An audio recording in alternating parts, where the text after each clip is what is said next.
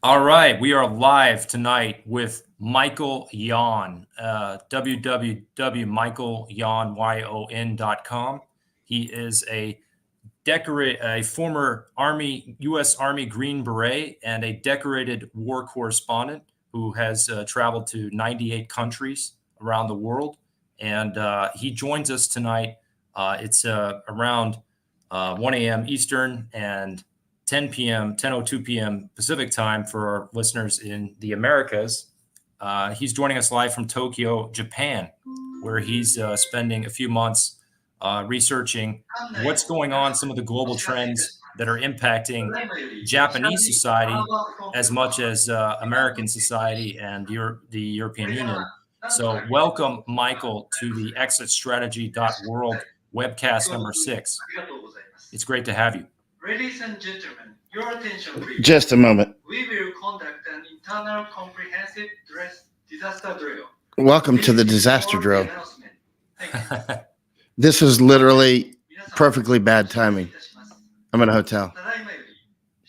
Enjoy it with me. It's one of those earthquake drills or something. Just like enjoy it with me. I have no idea. It's in English and Japanese. Ladies and gentlemen, your attention please.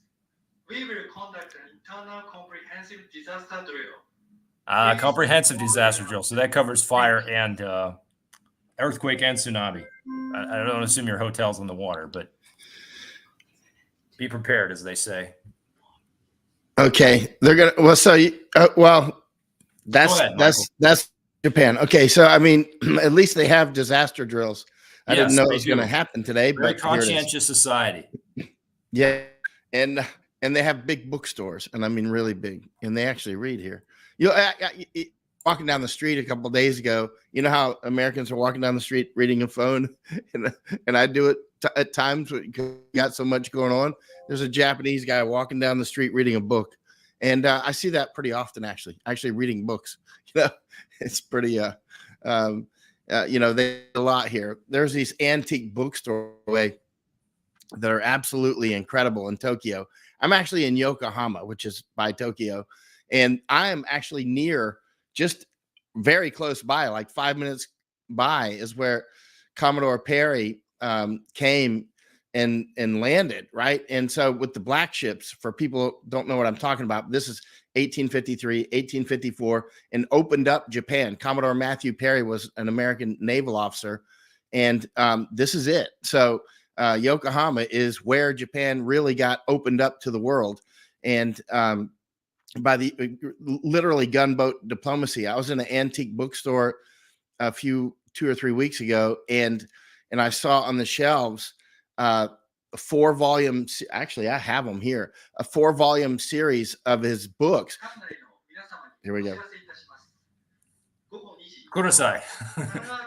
Sorry. Should I just keep talking, or is this? Yeah, no, please keep talking. I mean, you were talking about Commodore Perry. Yeah. Japan was opened up this is the opening of the, I believe it's the Meiji era, when Japan was rapidly modernizing to catch up with the West, and including militarily modernizing with a lot of help from the British. And then they had the Russo-Japanese War, I think in 1905, and Japan was rapidly industrializing, adapting a lot of Western ways while trying to preserve their own culture. It's a very fascinating period in world history. For sure. Hold on just a second. Yeah. Please do not use the elevator and do not use any fire. They're like, don't use elevators. Yeah, who's going to get in the elevator in an earthquake? Yeah. Yeah. So they're going to actually, this is Japan, so they're probably going to have a simulated earthquake, and half the city's going to rock like Godzilla. I love Japan, man. No giant robots appearing in your window. You just never know what's next. Japan is incredible. But yeah, so so those books were actually sale. They were first editions.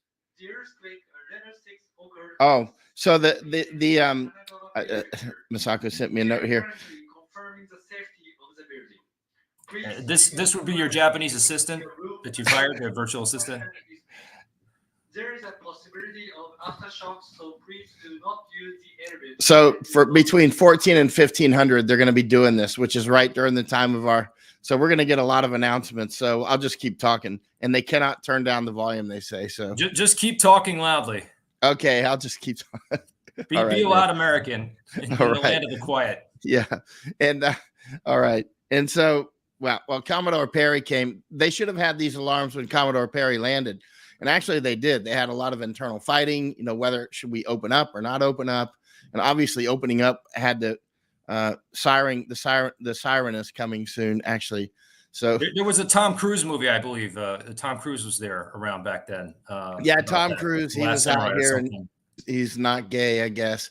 And anyway, he was here, and he was here fighting with the anyway. But so this is it. So this is ground zero. Now, interestingly, right out this window is Yokohama Stadium, where the baseball team, the Bay Stars, play, right? This is the reason we're here, is because they're doing 2 death jab events.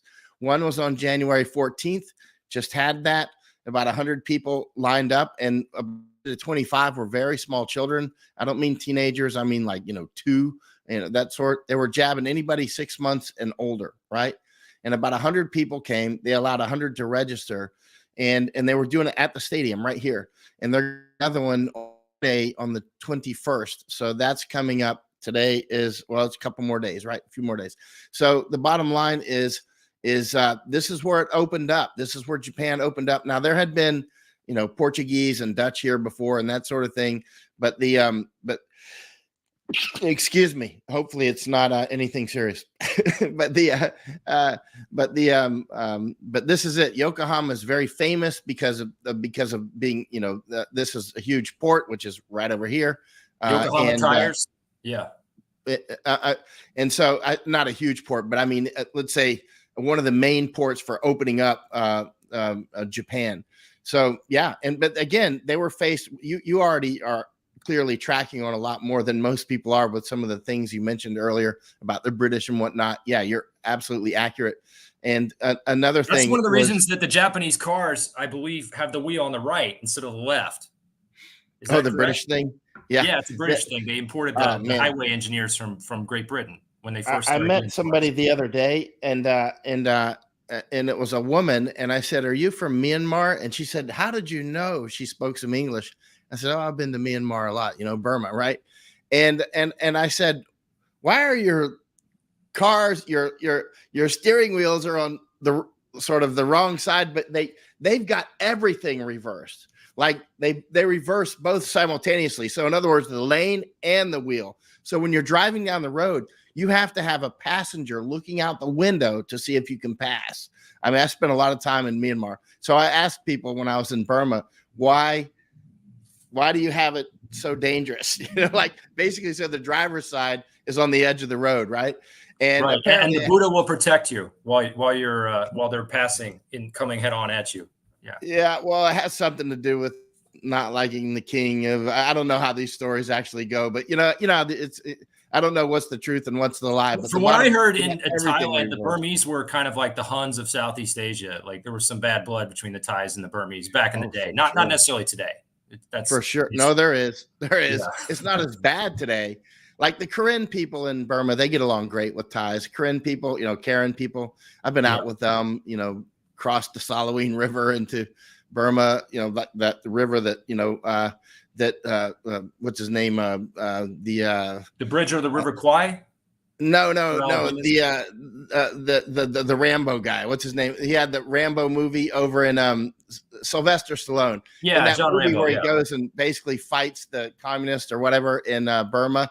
When you go out to these villages, and I'm talking way out. I mean, I was literally in the villages that he's talking, that movie is about him going to, right? Because that's actually where the resistance is. I was out with him, right?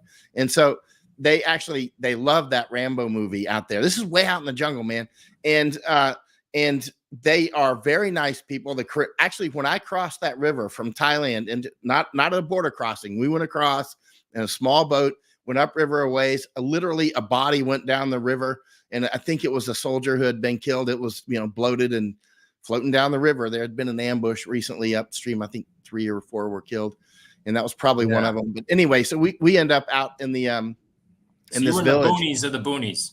Oh yeah, and this is like where the Rambo movie, supposedly took place. And the Salween River is the river that he crossed in the movie, apparently. But you go out into these villages, and there's pictures of Rambo, because he's a superhero to them, right? And so I walk into this classroom. It's a thatch tuck classroom, right? Dirt floors. Kids are very well behaved on one side, boys on the other. And they've literally got trigonometry up on the board. Trigonometry. They were literally learning English, and they were learning what other language? I think it was French. And French used to be widely spoken in Southeast Asia back when the French had their colony in Vietnam. Yeah. So there was literally a pig and a dog. I took photos of this walking around the class, and so they asked me if I would. They saw me and they're like, will you teach some English? And I was like, sure. So I started just talking to them in English and saying I'm from the United States and that sort of thing. And it's Korean people. They're super friendly, super nice. And, but that war's still going on. And anyway, and so many of there is bad, one of the main causes of war is being neighbors, right? That's literally like if your neighbors with bad somebody, fences or bad borders make for bad neighbors. Yeah, eventually, if you're neighbors, eventually you'll be at war if you haven't already. It's just the way it goes. Neighbors, ideology, of course, routes, energy, the normal stuff, religion. There's certain things that people fight for.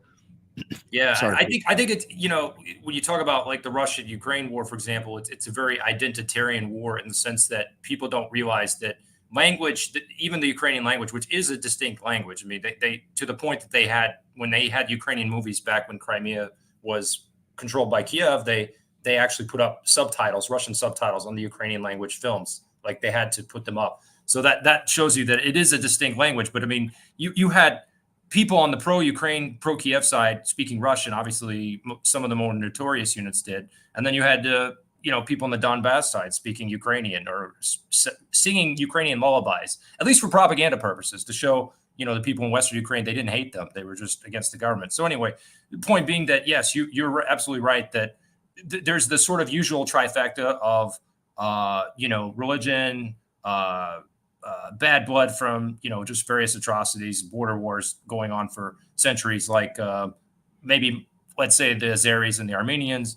And then you have, because they've got both elements of religion and atrocity. And then you've got the third aspect, which you just touched on, which is energy routes, which is obviously also very important to the Russia-Ukraine conflict and maybe some of the conflicts going on in Southeast Asia. I know China is in the process of digging a canal through the peninsula that connects one of those peninsulas there to try to bypass Vietnam, if I'm not mistaken, or some other country.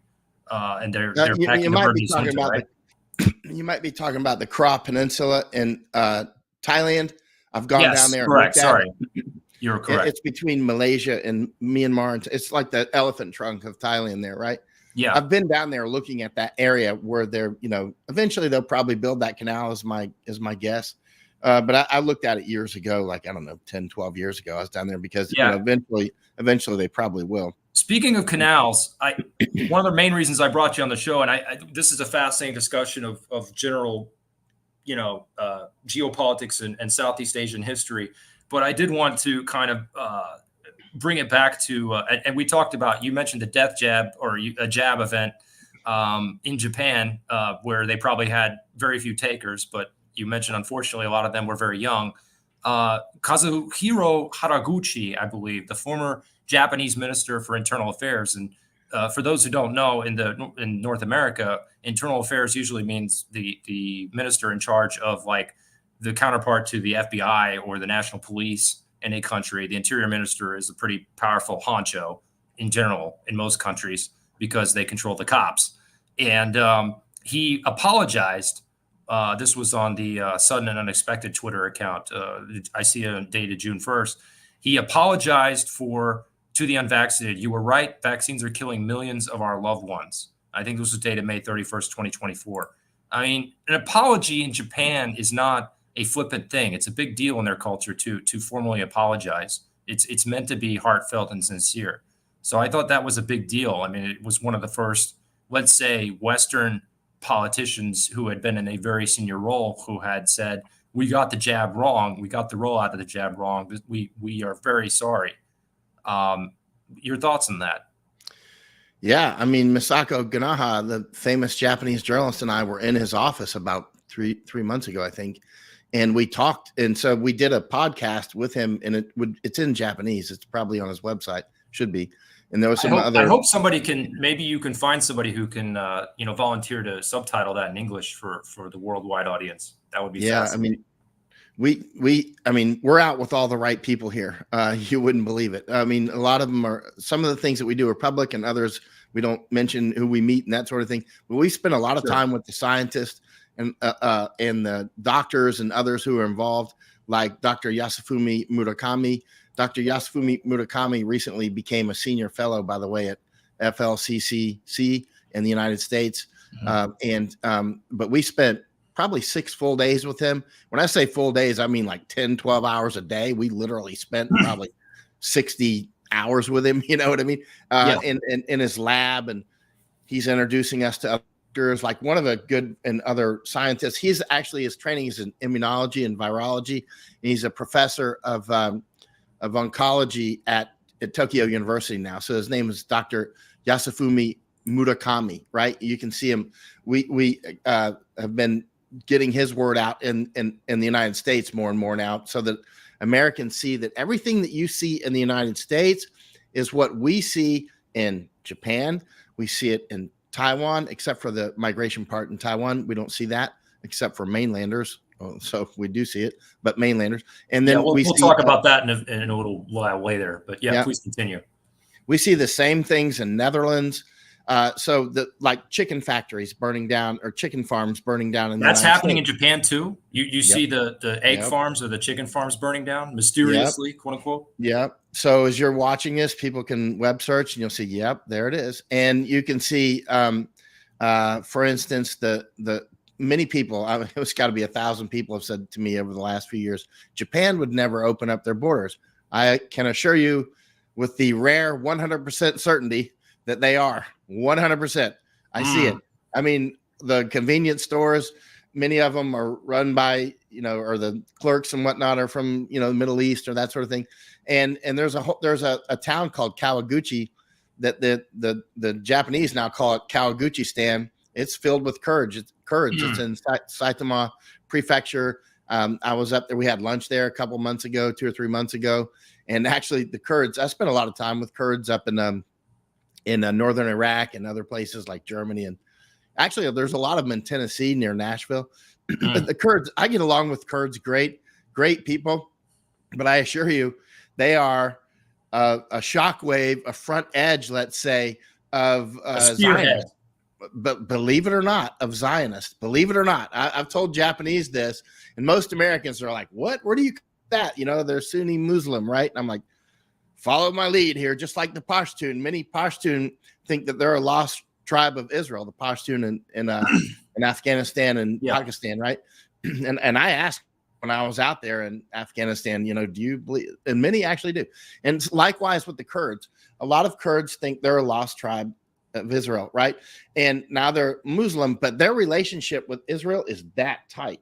Very tight. Yes, because of the oil and other factors, the geostrategic placement of the Kurds in northern Iraq, conveniently close with very obviously porous smuggling routes into northern Iran, and so forth. It's more than that. It's more than just. It's more than that. It's not just. And you have great routes, which they do, and that sort of thing. Kurds are kind of legendary smugglers because they're a diaspora. I mean, they're split between 3 or 4 countries in the Middle East: Turkey, Iran, Iraq, and there's some of them in Syria too. Yeah. And I was just up in Georgia recently, in the country of Georgia, I don't know, a year and a half ago or so. And there's a lot of Kurds there. And Armenia, I was up in Armenia as well. You mentioned that earlier, but there's actually some Kurds there, believe it or not. And, but the Kurds are believed to be the largest diaspora in the world. Nobody knows how many, maybe working number 40 even bigger than Armenians and Lebanese, you think? They're believed to be the biggest Kurds. But anyway, there's different tribes of Kurds and that sort of thing. They fight each other, which is normal among any humans, right? And what I'm getting to is the Kurds are when I first was starting to go out with the Kurds in about 2005, I was in Iraq, I was in Mosul, and I was going to go up to Erbil and whatnot and Soleimania, and so I started studying up on them more, and the Yazidis and whatnot, and I realized that there was a website in English where Israelis and Jewish people were communicating with Kurds in English, and they were telling them how to get political power in like Tennessee and in Germany, Tennessee, the state, but also the United States, and also in Germany. And there's many. Often when I'm with Kurds, I'm actually speaking German. Many Kurds speak German. You wouldn't believe how many Kurds speak German.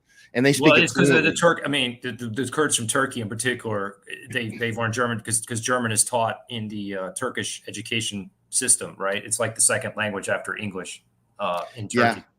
Yeah. So even when I was in Iraq and in Nineveh, up in the Kurdish area, and I was often speaking German with the. I speak German because I went to school when I was in the army, and then I was stationed in Germany. But just the full background for our audience, I do have to pause just for a second and say that Michael and I first came into contact in the year, actually it was probably December of 2005, I'm guessing, because a friend, a university classmate of mine was with a Stryker unit in Alaska that was deployed to Iraq. And I put that classmate in touch with Michael because I saw that he was going to Iraq as a war correspondent, and Michael ended up embedded with a different unit, not the one that my classmate was in, but a different Stryker unit. I think it was called Deuce 4. Deuce 4. Yeah, Deuce 4. And I was reading your dispatches at the time on your website, and this was like the height of the Iraq War, the height of the insurgency, when 20 Americans were getting killed or wounded by IEDs every week, maybe more. The IED was sort of the main killing weapon of the insurgency. I went to the funeral for the son of a middle school teacher of mine, a middle school English teacher. He was killed in Iraq by an IED. This was probably the end of 2004, right after I graduated from university. So I'm kind of dating myself too by age, but this is just to give the audience a bit of a background, even though Michael and I haven't kept in touch through all the years, but I was in touch with him at that time. And so we kind of got back in touch in the last few months. Yeah, there was a huge amount of IED strikes and SV beds, suicide vehicle borne IEDs and that sort of thing. We took IDF as well, indirect fire, rockets and mortars and snipers, and which is not IDF, of course, and a lot of firefights. I mean, it went on and on and on. Deuce 4 was actually the most decorated unit in the Iraq War. I spent 5 months with them. The very first I went on, one of our vehicles got hit with a Stryker, got hit with a bed and killed 4, I believe. Killed the interpreter and 2 or 3 U.S. soldiers, and I was there. Actually, I was not at the strike go off, and we rushed to it. The vehicle was on fire. The commander, Eric Kurilla, Lieutenant Colonel Eric Kurilla, who's now the COM commander, incredibly courageous commander, incredibly smart. And I was, and anyway, it was burning. He went inside the vehicle, rescued some of the people and that sort of thing. And he had to hold his breath to go in the vehicle and keep coming out. It was pretty serious. And then I tell this story to make the audience understand that you don't sugarcoat things. I mean, you show war and reality on the ground as it is. Yeah, we got back to base, and later he came over and he's like, "How you doing?" I'm like, "You guys did really great out there. It was horrible, what happened, obviously." And but the way that the soldiers behaved, I said, "Can I stay with your unit until you leave?" And he said, "You can stay as long as you can take it." So I stayed until they left, and which was 5 months. And actually, he was the last soldier shot. Eric Kurilla, he got shot right in front of me, and I was very close. And I was making photos when he got shot. Was it a sniper or somebody just like ran up to him and pulled out a pistol and shot him in the back or something? No, it was a firefight. And so anyway, you can find it online at Gates of Fire. It's called Gates of Fire. And actually I was shooting photos of him at 5 frames a second, And the Gates of Fire, just for the audience knows, that's a reference to the book by Stephen Pressfield that a lot of the soldiers were reading at the time. It was about the Battle of Thermopylae, I believe, right? Yep. Because Eric wanted all of the officers and senior NCOs to read Gates of Fire. Eric Carrillo, the soldier who was shot, now the CENTCOM, and he, he wanted everybody to read it. If you went on to Marine Bay, he was reading Gates of Fire, and so he was a very serious guy, right? So he got shot he got hit 3 times. One broke a femur in half. He kept fighting. He was on the ground, of course, because his femur was snapped in half, all in front of me. And I was shooting 5 frames a second. He continued to fight, even with a broken femur on the ground. Dust was kicking up, and I got photos of a bullet hitting just right beside me, right beside a lieutenant's head, like as far away as my arm is now, about that distance, and it's striking off. So, I mean, it was a very intense firefight. So it continued like that for, that was the end of that 5 months. But then I did, several more years in Iraq and Afghanistan and other places.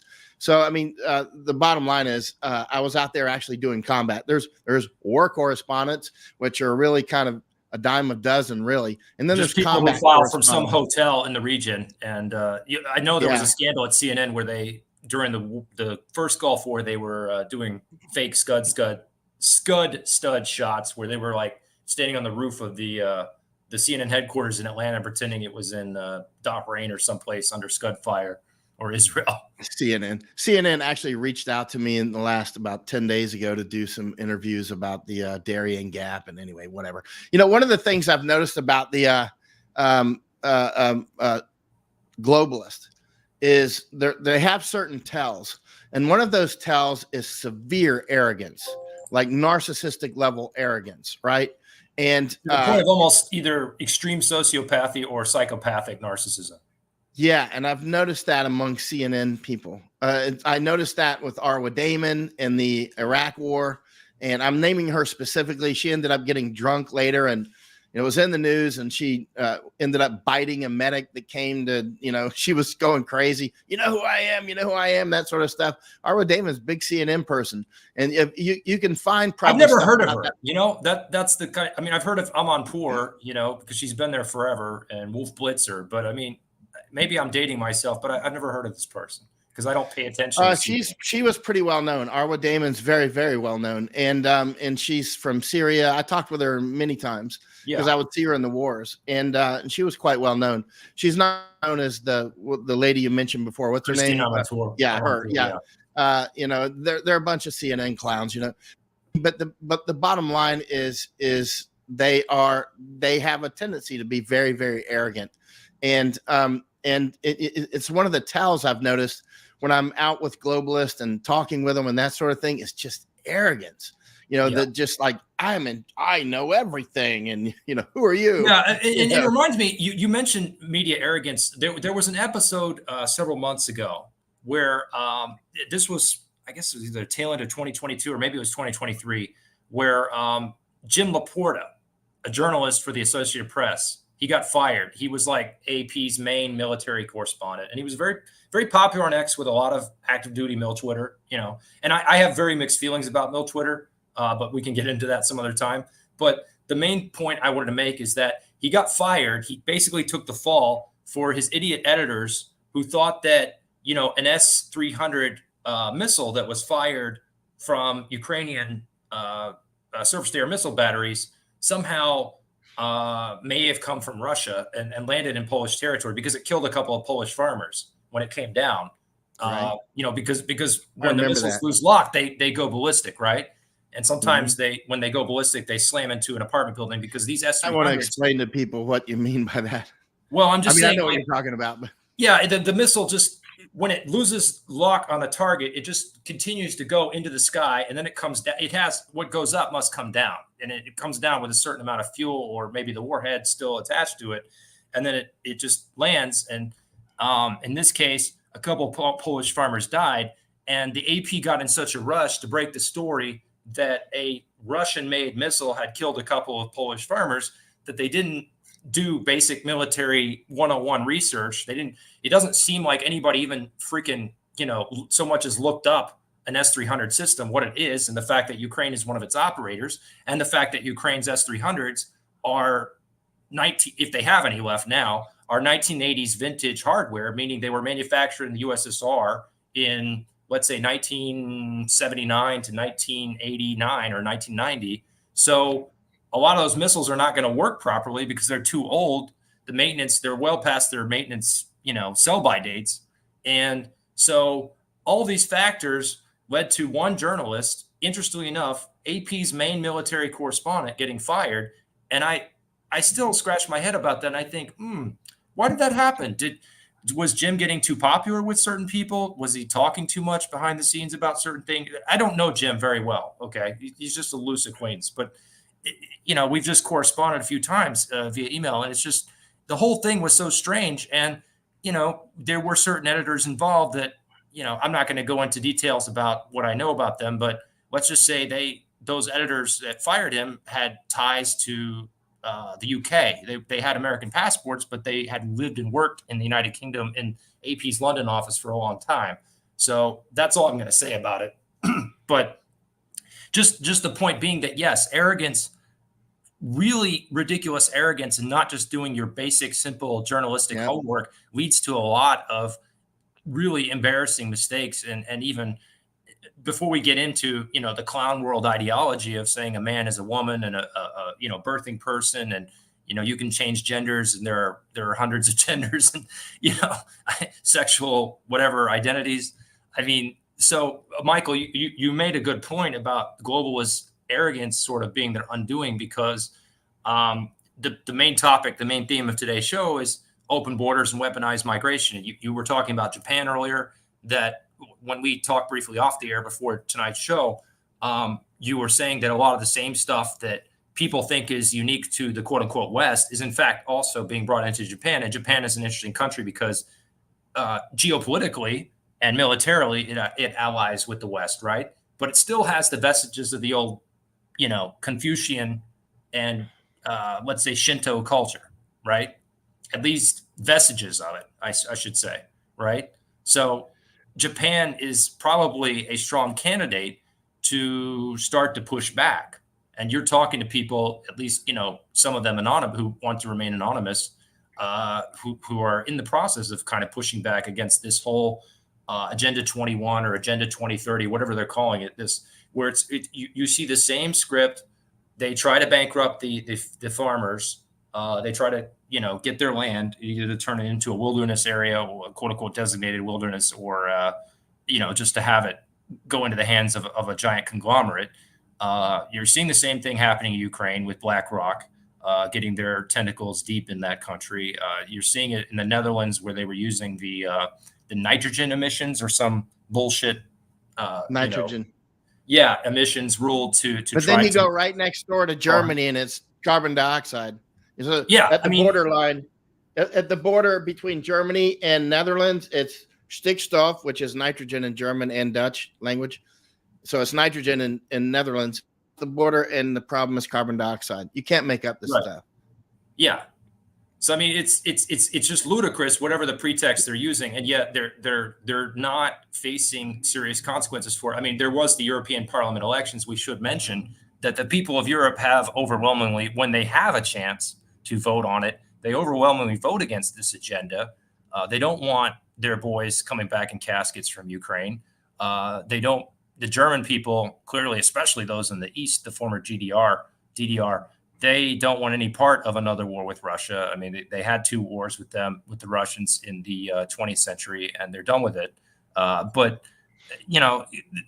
the arrogant, the psychopathic, sociopathic narcissists, they keep pushing anyway, because there's no real consequence in the system for them. And, which brings us to the topic of the open U.S. border. And the original topic I reached out to Michael to discuss, which was Panama, because I think even you may have mentioned this when you were a Green Beret, you spent some time in Panama in the late 80s. No, I was never there in the Army, but I've spent a lot of time there since Biden was installed. Yes. Yeah. So let's get into Panama, because this is kind of the main topic. You've been interviewing with Fox News, among others, about and lots of alt media programs. I was surprised Fox invited me on, because I've been on their blacklist for, I don't know, years and years and years. I think somebody didn't check their database. but they didn't invite me back. It happens. Yeah, it happens. So, I was joking with some friends, like, you're not going to believe this. Invited me on. I think I'll do it. You know, CNN invited me like 10 days ago. I didn't. So when was the most recent visit to Panama, and what did you see down there happening? I mean, I heard a little bit about Panama in terms of what had been going on with the canal. There were some weird things with the water levels dropping, and they were having difficulties getting the traffic through there. I believe with the rainy season starting in Central America now, that some of those water levels have been restored. But the timing of it certainly was a little sus with what's going on with the Houthis and the attack on the Red Sea shipping lanes and the Suez approaches. That you also had problems with one of the other major canal systems of the world, world maritime trade in Panama, right? So some people were talking about that on X, like, gee, I wonder why that's happening, at the same time as this thing on the other side of the world. But let's talk about the migration for a second, and weaponized migration specifically, because two of the guests I've had on my program since I started doing the shows in mid-April, two of them happen to be Venezuelan citizens. And Venezuela is a country that may be taking a page from the Fidel Castro playbook of the early 1980s, emptying out the jails, letting all the criminals go, but basically telling them, don't come back. I can confirm. Yeah. It's happening. Mariel Boatlift 2.0, except it's happening on land. Go ahead, Michael. Oh, yeah. I mean, I spent so much time in Darien Gap. That's that gap between Colombia and Panama. We were on Masako Ganaha, and Chuck Holton and I were on the Colombian side. And then we went up to the Panamanian side. And I spent roughly 6 months in Panama since Biden was installed, recognizing how important that is for the canal and for obviously the invasion route. From, if you can get into South America, you can get to the United States. That means all of South America and anybody who can get to it, which is basically the entire world, can get through Panama up to the United States. And so that's why I've taken so many people down there, like 50 or 60 people, like congressmen, good Lord, so many, Brett Weinstein, Chris Martinson, Oscar Blue, Ben Berkman, long list, right? Many, Laura Loomer we took recently, and Epoch Times, and we've really put it on the map, to close it down. But it's the new president, because of the attention that we brought to it in Panama and overseas, the incoming president made that part of his platform to get elected. So he's promising to close it down. I hope he can. The hope is obviously not a plan, because the global keep it open. And even if it is closed, of course, the water will find a way, because the United States government is the main force invading the United States. I want to say that again. I keep hearing people say that for our audience. Please repeat that.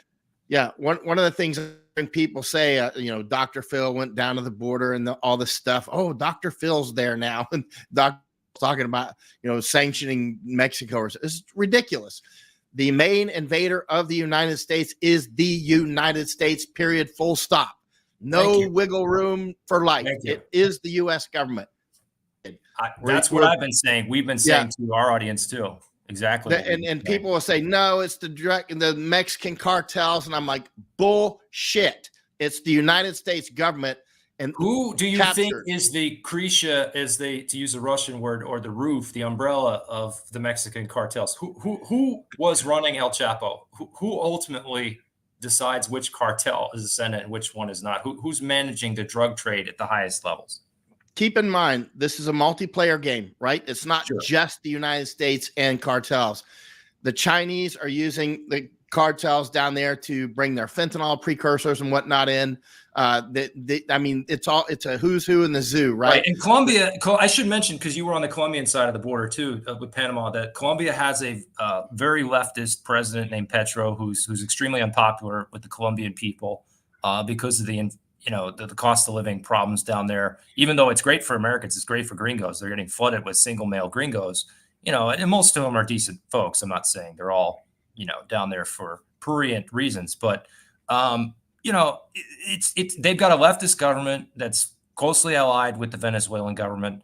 So the border, it's basically a huge highway of migrants. You got Venezuelan migrants on the streets of American cities. I can confirm in a large Midwestern city I've been in that there are Venezuelan migrants begging all over the place I mean, it doesn't really I've matter. seen them in You're talking about Colombia, right? Yeah, no. Yeah, in the I United saw that States, but too. I'm saying, They but were it's selling Colombia is candy a giant in the highway for intersection. Venezuelan migration, is what I'm saying. It's wide open. Yeah. Oh Because yeah, of government because the policy. Venezuelans, they are doing the Cuba sort of thing. And keep in mind, as you well know, they're very close with Iran. They're very close with China and Russia. They could close Yes. down the Panama Canal with the same weapons these are using, right? To Well, close down the Venezuela Suez. and Colombia are both joining the BRICS this October. It should be mentioned here. We've talked about it on our Patreon articles. Please continue, Michael. Sorry. Get a sip of here. I'll take a sip too. Yeah, I mean, this is a crucial, vital piece of terrain, Panama, right? I mean, literally, the United States is being overwhelmed, just like parts of Europe already are. Western Europe essentially is a dead man walking. They're going to have a very serious war. It will be internal. I don't know how it will look.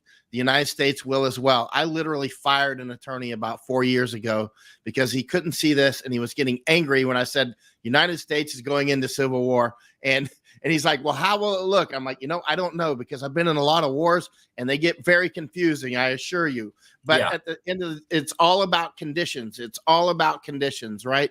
It's about setting conditions.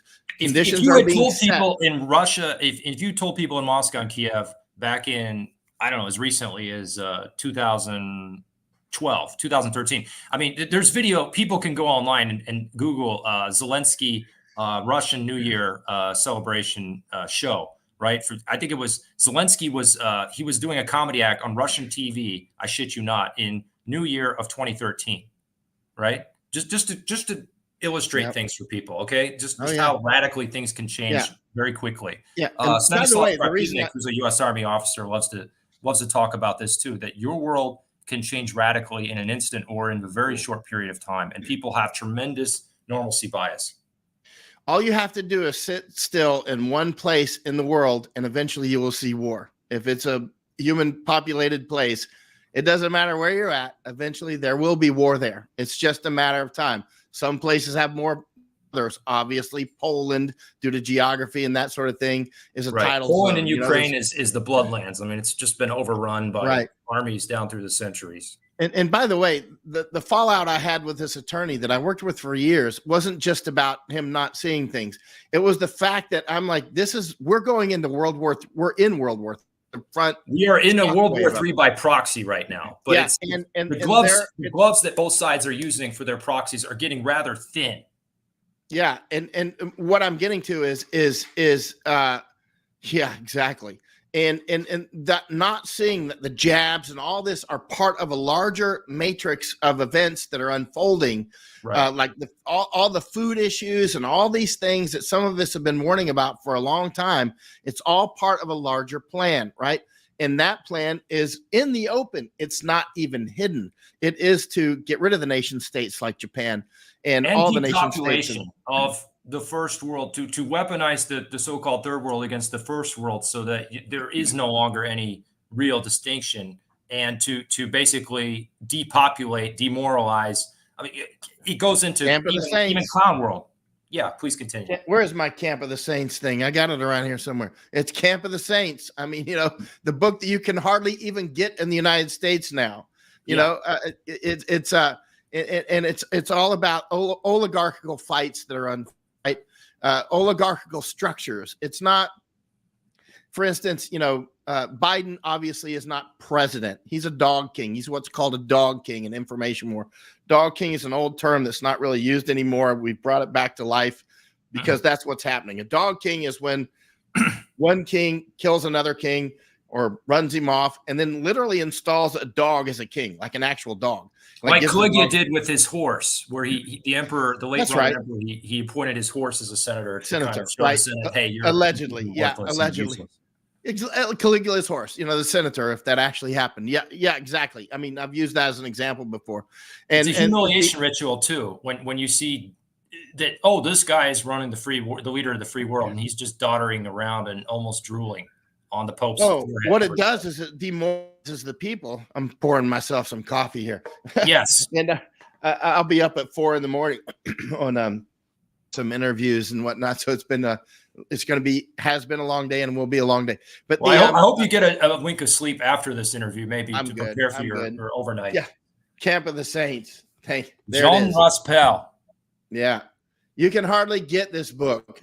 I mean, it's just they've tried to take it off the shelves. Basically, you know, a bunch of ships landing in France, and anyway, it was published in 1975. I believe it came out in French 73, in 73. right? The first English translation right? was 75. Oh man, let me read this little part. I found it Sure. in 1993, Sunday, June. This is in the front part of the book. This is a publisher's note on a republication. So this is a publisher's note. So it was published after the book was originally published, about 20 years. On Sunday, June 6, 1993, at 2 a.m., the freighter Golden Venture ran aground. New York City, right? And it was filled with a bunch of people from Fujian, China, and only 20 were women. There were 300 of them. And the price for coming there was about, where does it say here somewhere? About $30,000, right? Yeah, or $20,000 to $30,000. That's what it says on the price, right? To come. This is 1993. That is actually the price still to come. When they come through the Ecuador, Darien Gap, up through Mexico to the United States route, it's about $20,000 to $30,000 now. That's the price now. That was the price in 1993. And that is a slave debt that you are indentured to pay off as a worker. That's right. And that's how it works. And it's old. And this is an old sort of Chinese firmware, not just Chinese. There's others that do this sort of cultural firmware where you can get somewhere, but you'll work in the restaurant for a while or whatever, right? And then you can become part of the community. But the bottom line is a lot of the people that come through Darien, if you've read my videos down there, and the aliens are coming by, and I'll say Fujian, you know, I'm asking if they're from Fujian, and many they're from Fujian. Fujian is still, even in 1993, going up to New York on the boat, Camp of the it's still in Fujian. I tell you what, the Hong Kongers hate the Fujian. It is a long story, but I spent a lot of time in Asia, by the way. I spent about 18 years in Asia. Interestingly enough, when I was in China for the first time, the Chinese told me, we had a conversation about the Japanese, or basically how these were Chinese males, so how they hate the Japs. They like the women, but they hate the Japanese males because of the war and other reasons. And when I was having a conversation with my Chinese interpreter, he told me that in school in China, they're taught that the Japanese people are actually descended from Fujianese colonists who came to Japan about 2,000-3,000 years ago, whatever. I don't know which dynasty it was in China, but they sent them off to the island. Basically, I don't know if it was like the ancient Chinese dynasty version of sending the convicts to Australia that the British did, but basically they sent off a lot of the people that were not wanted or had been driven off their farmland. They put them on the boats to Japan, and they colonized Japan. That's what they're taught in school in China. Now, I'm not saying that's accurate historically. There's a lot of genetic mixture, especially with the Anu in the north, who are like Northern Eurasians, Siberian, whatever, descended. But you see what I'm saying? Yeah, you're extraordinarily well informed, by the way. You're like in the top 1% of 1%. Yeah, we could literally go down any of these roads and talk for hours. And like the Ainu and all these sort of. I don't want to interrupt you too much. I'm trying to let Michael talk for our audience, because I don't want to get on too many tangents, and that's a tendency I have. So I'm trying to stick to the Panama and the weaponization of migration core subject here. Please continue. Yeah, I mean, and this, oh man, I'm trying to pick which road is the most interesting to go down, because we both 7 days a week. I can tell that you spent years on this. You didn't learn that over the weekend reading Foreign Affairs. For instance, these people like the Ainu are being weaponized, right? They're being weaponized to, hey, you know, we're the Cherokee people, but the Cherokees were real, right? You see that down in Honduras, Massaco in Honduras recently, because the Chinese are down there doing an archaeological dig, trying to show that the Mayan people are actually descended from Chinese, right? And so, are you serious? I'm dead serious. And so, what they're trying to do is build this.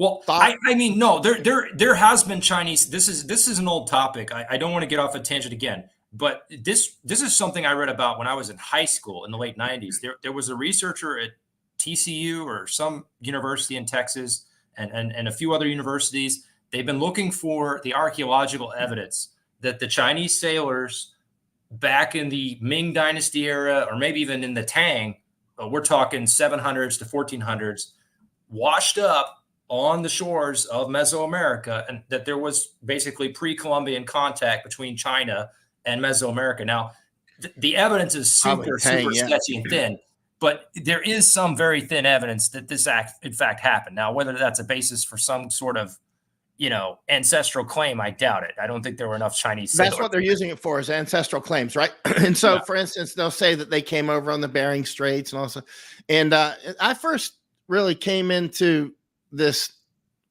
thing, let's say, when I went to Tibet, and I don't know, before I went to the wars, and I was up in Tibet, and then I get back to, I was over in Hawaii, and I found this book, and anyway, where they're claiming that the Tibetans and Navajo are very similar to each other, right? And the myths that they tell, the jewelry that they wear, they can't tell each other apart and whatnot.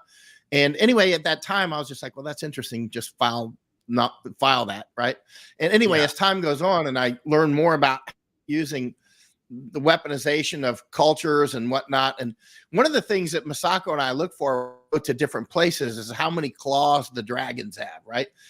They have in Chinatowns all over the place. They have the dragons, right? And or these monuments and whatnot that they have. So if it has 3 claws, if the dragon has 3 claws, they're saying that you're like a friend, right? If it has 4 claws, they're saying you're like a relative, like a cousin. If it has 5 claws, it's saying that dragon is saying, as a symbol that this is imperial property. This is Chinese. Yes. Right? The five Taiwan dragon was a symbol of the Qing dynasty, I believe. They had the Qing banner, the yellow Qing banner of the flag of the dynasty that was actually used in battle. Again, you're in the 1 out of 10,000 that know that. Well, again, it's my business to know because, man. Well, we will definitely talk more off the air. But I mean, look, 2 things. Number one, I'll just say this very quickly. Oh, let me say something. Let me finish that. Please go ahead. It's very rare that somebody Chinese, when we talk to about this, a lot of them don't get it and some do. But anyway, but we were over in Vancouver recently, in Chinatown, right? Yeah. And all the dragons in Vancouver have 5 talons, right? Have five claws, right? Yeah. Interesting, huh? The imperial dragon, yeah. Yep. Well, I mean, 2 things quickly. Number one, ESW, we're in the business of migration, but we're in the business of, some would say reverse migration. No, it's not reverse migration, but we're in the business of migration by investment. Okay. Right. So we help people from primarily Western countries go to Latin America, go to Eurasia, where I don't want to let the cat out of the bag, but let's say we're in talks with people in Georgia, the Republic of Georgia that you mentioned a few minutes ago, as a destination for investment migration. So I mean, Georgia's nice. They have some it's very nice. now. It has the potential to be a Switzerland of the Caucasus because it's in a very rough neighborhood, so people overlook it. But yeah, Armenia is nice. That it's a rough neighborhood. Yeah, I mean. So the point being that our business is to know a lot about different cultures and different, let's say, folk ways, because folk ways contribute to government policy at the root level, the deep tap root level, and even levels that sometimes politicians themselves are not even aware of. That they're all influenced by these, let's say, sociocultural forces. These sort of you want to call them. I think Joseph Campbell called them the deep myths of society, Jungian myths. I read all of his books. Yeah, Joseph Campbell, The Hero of a Thousand Faces. Books. He was inspired by Carl Jung. Hey, I just found an old copy of Hero with a Thousand Faces the other day, or about 10 days ago, in an antique bookstore in Tokyo. I bought it. Beautiful. Yeah, wonderful book. I read that book 3 times because it's so important to understand different things. And we're talking about Spengler too, and even a lot of this Chinese symbology. you could argue it's sort of like the Chinese analog to all the Masonic symbols that are, in Paris and DC and Buenos Let me Aires. ask you I mean, something. You're go ahead. quite rare. Most people I can't talk with on this level, no matter their education level. Are you an anthropologist by trade or No, I was a history major. In fact, I was a Oh. European history major. I primarily focused on Right. early 20th century Germany and the Soviet Union. And most of my expertise is probably, speaking honestly, is on Russia and the former Soviet Union and Ukraine. Yeah, you're quite rare because this is the sort of thing I'm normally studying in a vacuum with nobody to talk with type thing, right?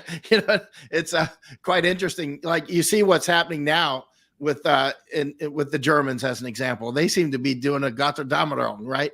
I mean, Yeah. it's like you have to study people's myths if you want to. I first got on that trail when I was in special forces, actually, when Yeah. some of the old timers were like, you have to study different religions and stuff. I'm like, I'm a Green Beret. Why would I do that? They're like, Well, yeah, because you're a during the Green Vietnam Beret. War, they had those ghost psyops, where and you can find them on YouTube if you look up the Vietnam War ghost psyops, where they had the literal recordings of ghostly voices in Vietnamese that were saying, the dead relatives were saying, don't fight, surrender or whatever it was. Don't be like me. I'm a tormented spirit, of the relatives. There was some deep psychological studies of Vietnamese ghost myths going around. Hungry ghosts. I have a question for you. Yeah.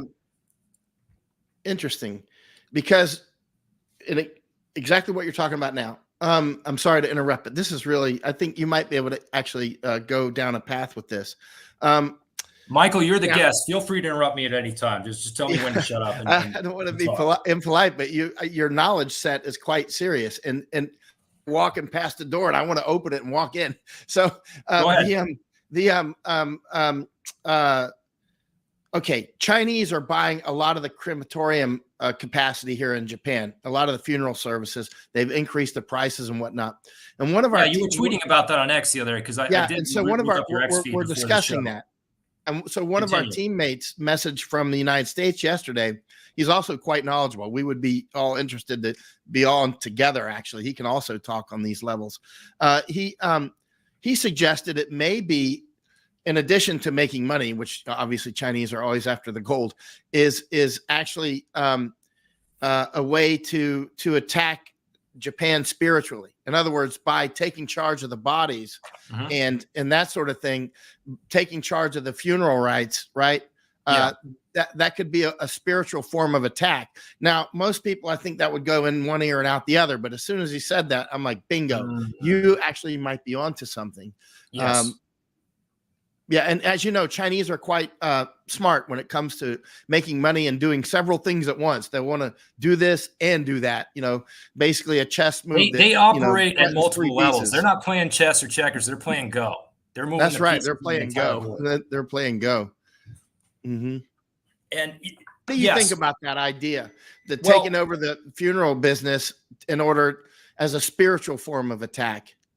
Well, the funeral business is a very important business in a lot of countries, obviously, number one. Number two, in China, they have, in Chinese culture, they have what's called the tomb sweeping day. I think you've heard of this, where after 10 years.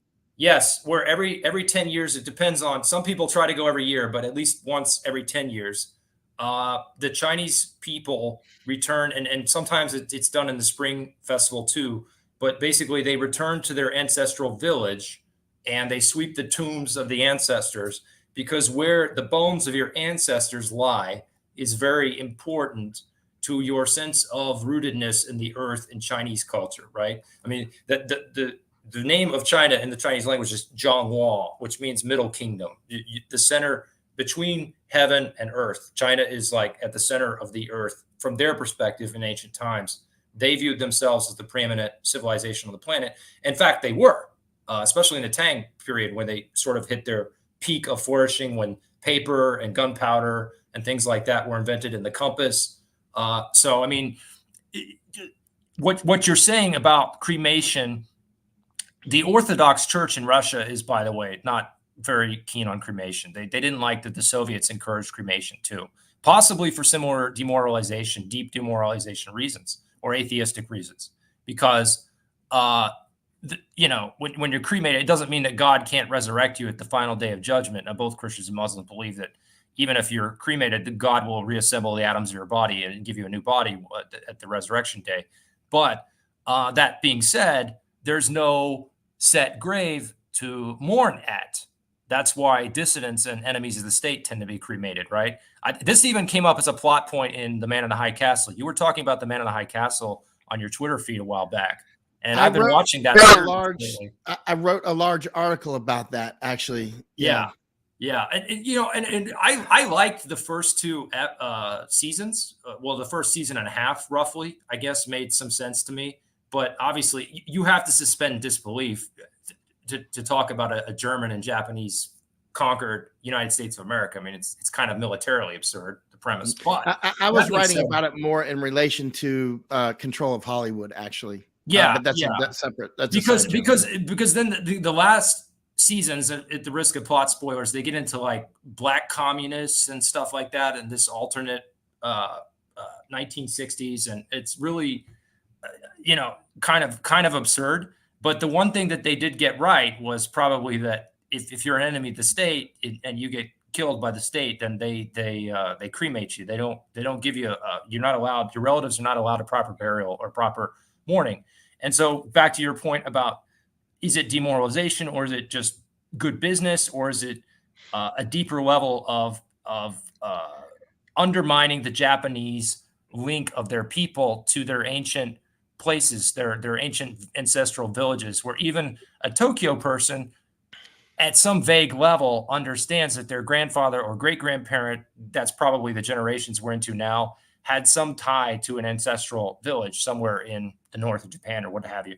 And I've even heard that some of the local authorities in Japan, because these towns are getting so old, so geriatric, that they've got the average population, these villages is now like 60, 65 years old, that they're even considering allowing gaijin, at least foreigners, if they're married to a Japanese, to acquire land really cheaply in these villages if they'll agree to live there a certain number of years.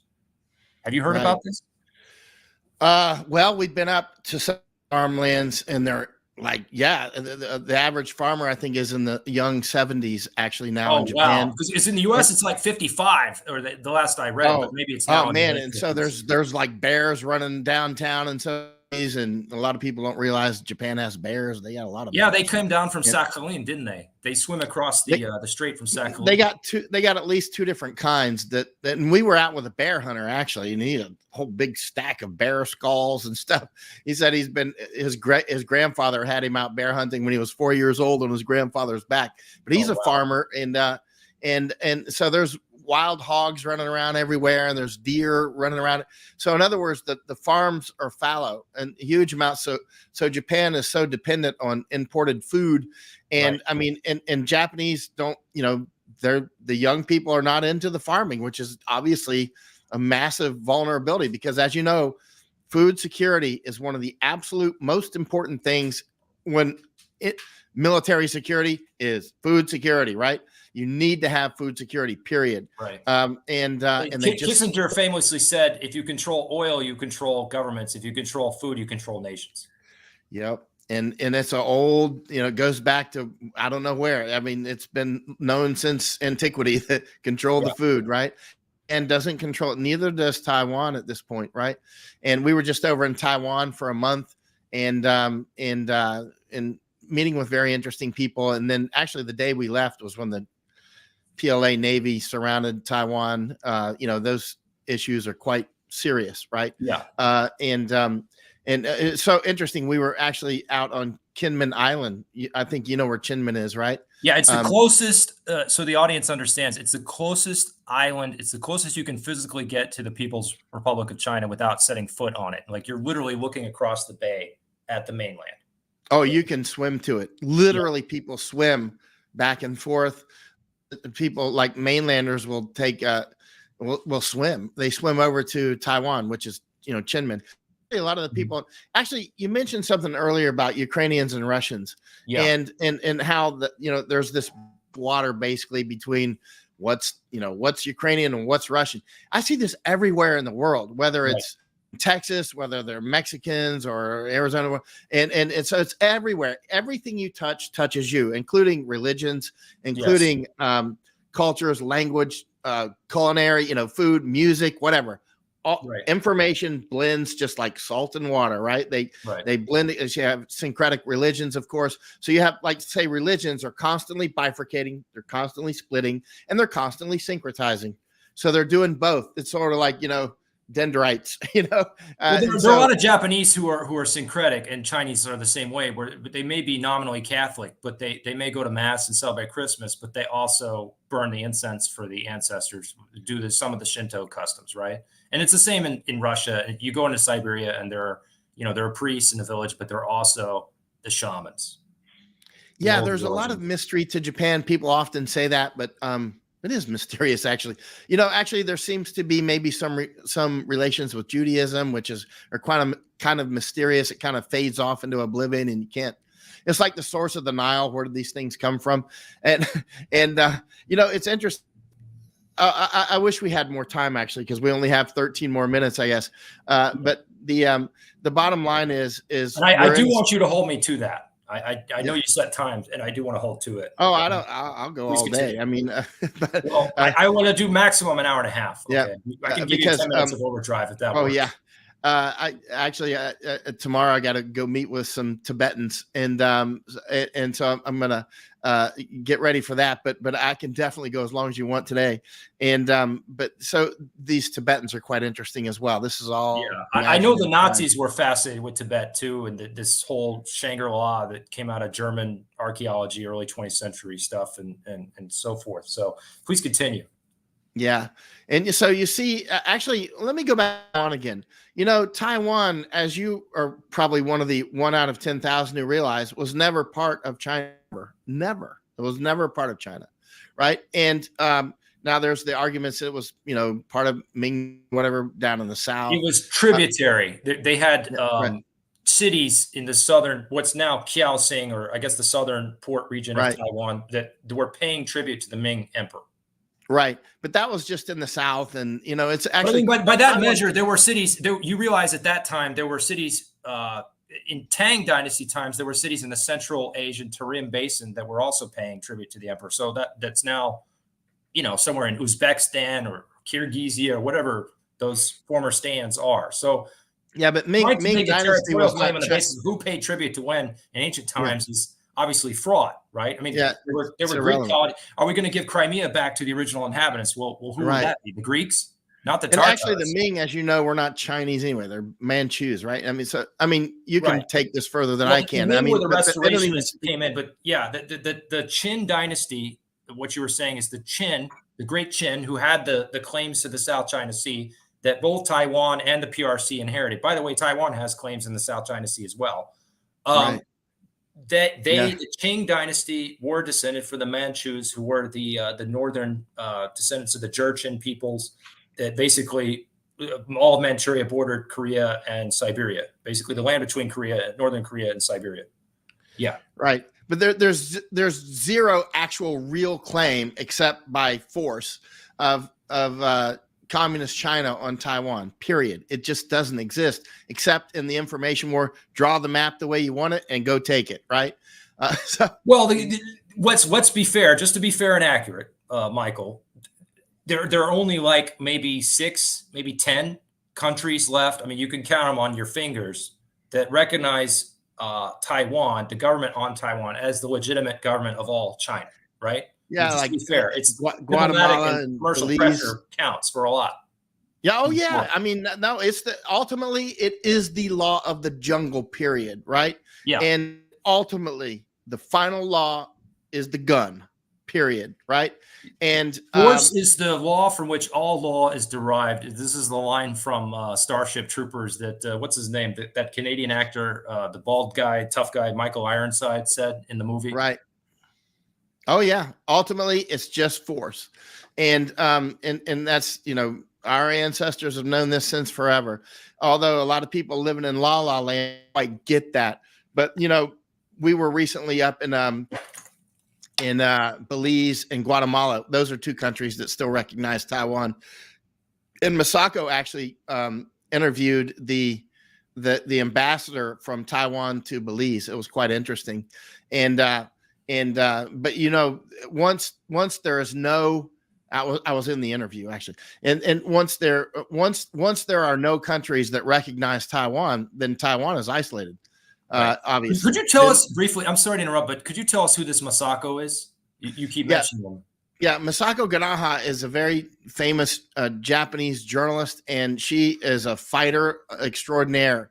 And she's the one, you may have seen the viral video of the Japanese journalist tracking down Klaus Schwab in Switzerland. That was Masako, right?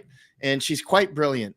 And so we've been to many of these countries together, like Armenia, Georgia, across Europe, Netherlands, Panama, of course, Colombia, Japan, of course, Taiwan. We've seen many of these things together. And so because we recognize that this is global. The interest, for instance, watching the chicken farms burn here is what's happening in the United States. The farmers that are under attack in the Netherlands, it's the same fight. But once you go to see these things, you go to all these different countries, people tend to be, let me say something I noticed back when I was very young in the Army travel. I would notice that whatever country you're in, let's say Luxembourg, when they do the weather report, they'll have the whole screen of Luxembourg, which is basically like the size of a big county in Texas, probably, you know what I mean? And small county in Texas, I should say. Yeah. Yeah. And so, we were just in Luxembourg a couple of years ago looking at things, but the point is whatever country you're in will have their map of their country, no matter how big or small. That's their mental frame tends to be that country, right? Yeah. And that when it comes to many things, for instance, Netherlands is being hit because of XYZ. So the Dutch people, as educated as they are, which is very well educated, like Japanese, they tend to look at themselves as the singular person or group that this is happening to. Whereas Masako and I, traveling around the world, we're like, no, it's the same and everywhere.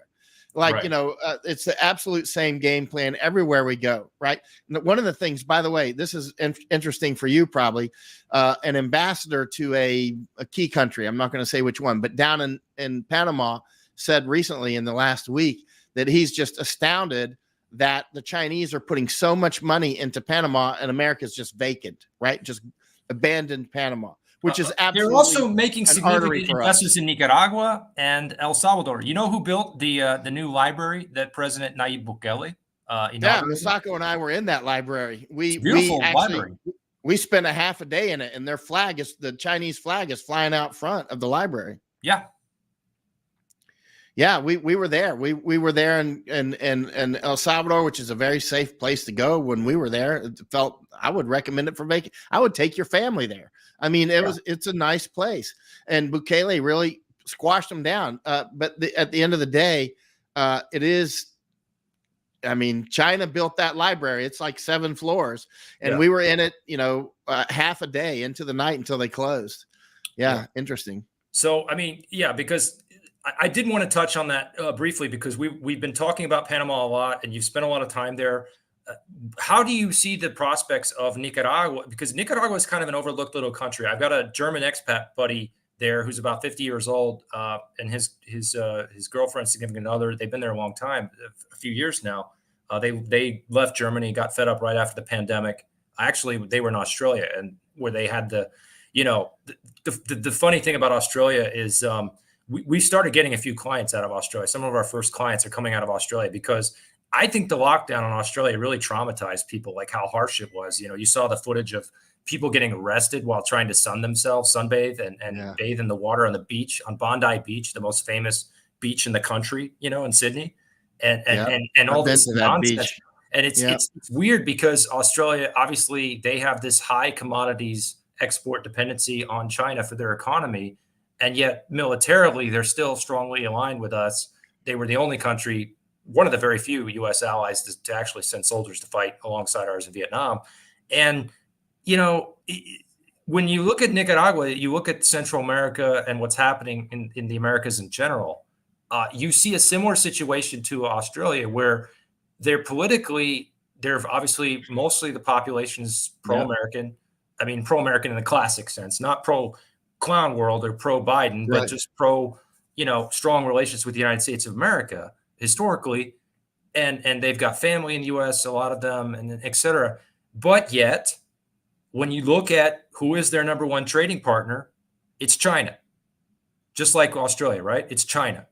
So Yeah. this creates a sort of bifurcation between the political and the economic. And that's not ultimately sustainable in the long term. I mean, for example, with Germany, what happened with Germany, with Nord Stream getting destroyed is somebody basically, the globalists or whoever, British intelligence, the CIA, took a sword to that Gordian knot and basically cut it. So they said, okay, you're back to dependent on us now. You're not going to be dependent on Russian gas. You're going to be dependent on Norwegian and American gas, LNG shipped in at a higher cost. So Germany's industry took a huge hit. And getting Russia from Germany is very important in the big, great game. Exactly. Even what's his name? George Friedman, the co-founder of Stratfor. There's a viral video of him talking at a event. I want to say it was a Chicago foreign affairs, foreign policy magazine event in 2015, where he said there's a primordial American.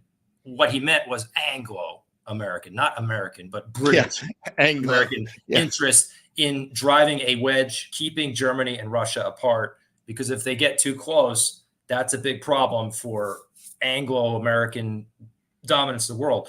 But this larger question of likewise, they want to keep Japan separated from Russia, right? Yes. And by the way, Masako and I were in Germany warning about Nord Stream before it was cut. Right, before it was destroyed. We were actually at BASF, the biggest.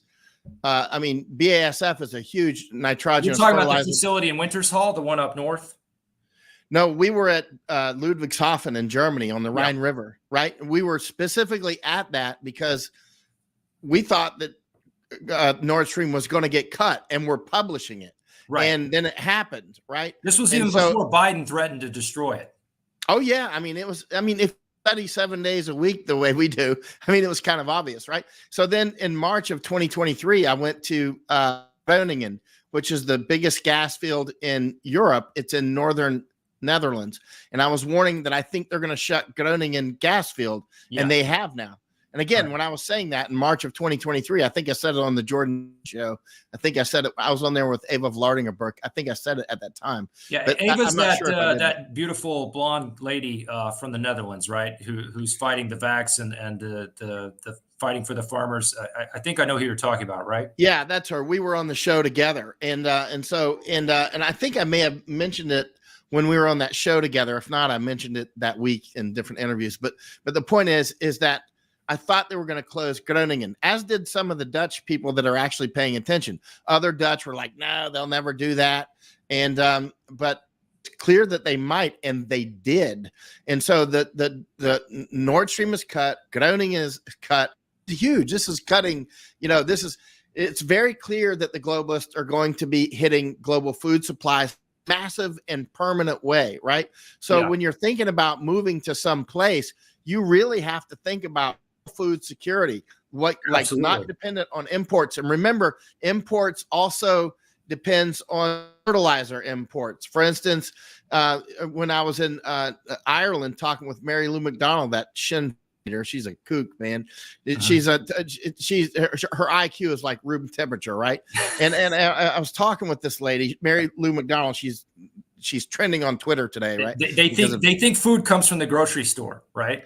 Oh, and gas comes from the gas station.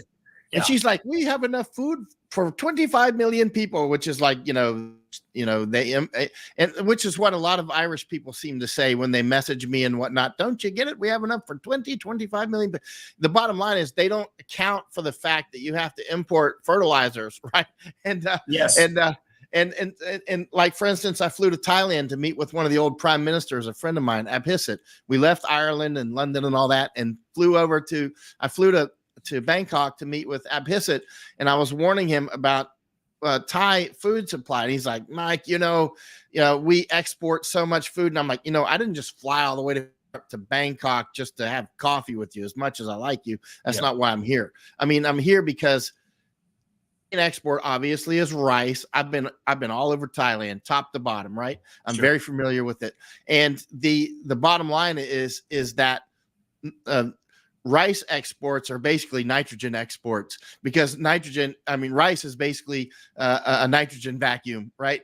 And so I mentioned to him, you only create about 8% of your nitrogenous fertilizers. You import 92%. And these And things who is that the are leading happening. nitrate fertilizer exporter in the world, on the planet? Mother Russia and Belarus. Well, via Belarus. And I mentioned that to him, and so anyway, the bottom line is that if we just skip past all the inputs and just go to the bottom line, what are food prices doing? Slowly up. Now you'll see food prices are down, but you look at the general trend, and obviously availability, general trend is up.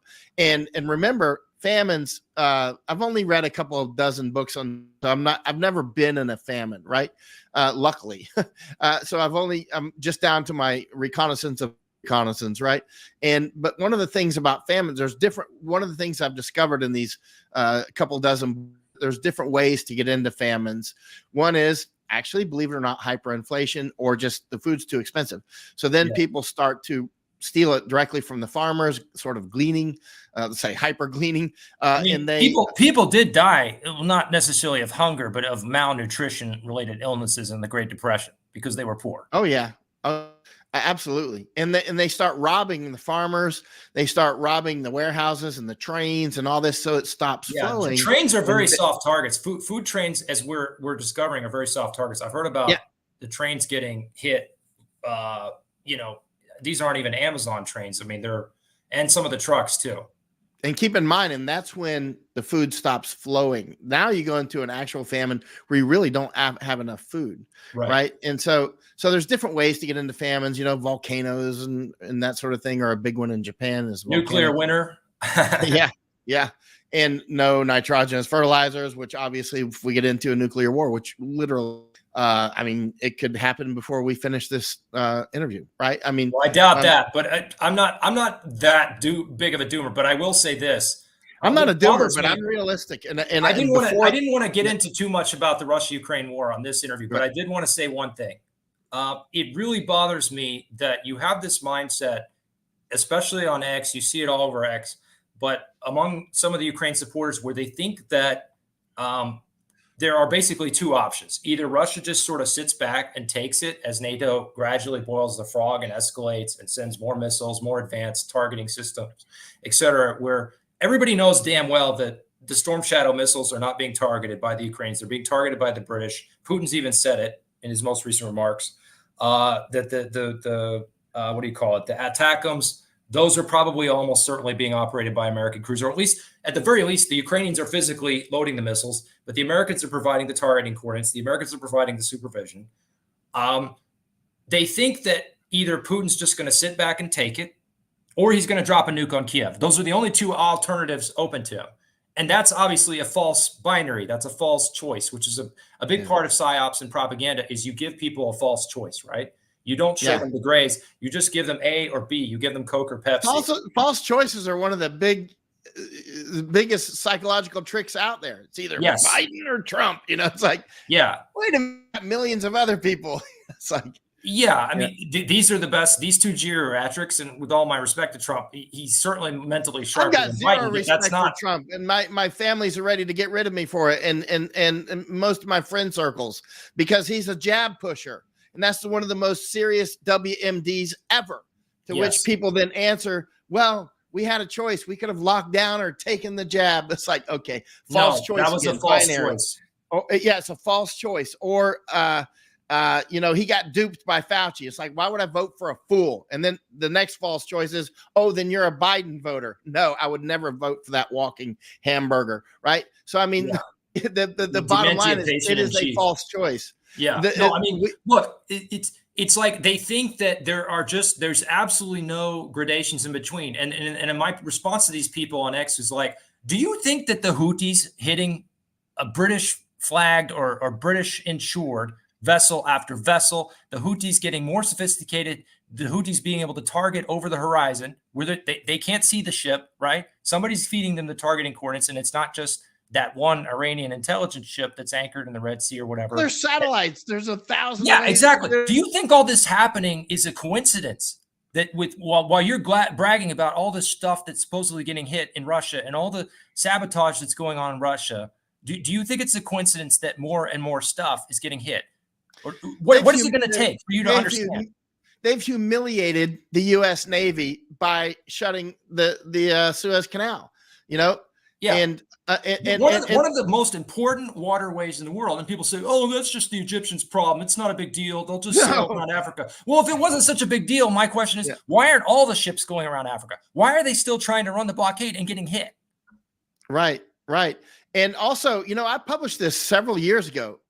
If the Suez is cut, then they'll go for the Panama. If the Panama's cut, they'll go for the Suez, right? I mean, this is it. This is big deals. These are major arteries, right? And another thing that people will just dismiss without, they won't even harbor the thought that October 7th was an insider attack with Israel attacking itself using Hamas green flag, useful idiots. Not a false flag, but a green flag operation. Yeah, which is obviously what happened. I mean, it's so obvious that it's like painful. I've got Israeli friends I've got Israeli friends who are very pro, Israel. They're very pro harsh response to Hamas, but they tell me, we're going to have to deal with this after the war. We're going to have to deal with this. Well, the war just keeps going on. There is no accountability right now for what happened. Maybe a few generals have resigned. I don't know, but a few brigadiers. Nobody. That was immediately people were like, oh, we'll have to deal with this later. In other words, it worked. In other words, you're saying, okay, it happened and whatever, because what we really want to do is listen, there's all that energy off the coast of Gaza. There's also the Indo-European corridor that goes right through Israel, right. And so you've got the energy, you've got the idea of the greater Israel. There's more going on than these. Don't forget the Israel-Saudi treaty, the Saudi-Israel treaty that the administration's been pushing, and the Neom, right? The new, it's not really a capital, but it really is the second capital of Saudi Arabia. They're building right across where? Gulf of Aqaba. Where's that? That's right across the Sinai from Egyptian Sinai.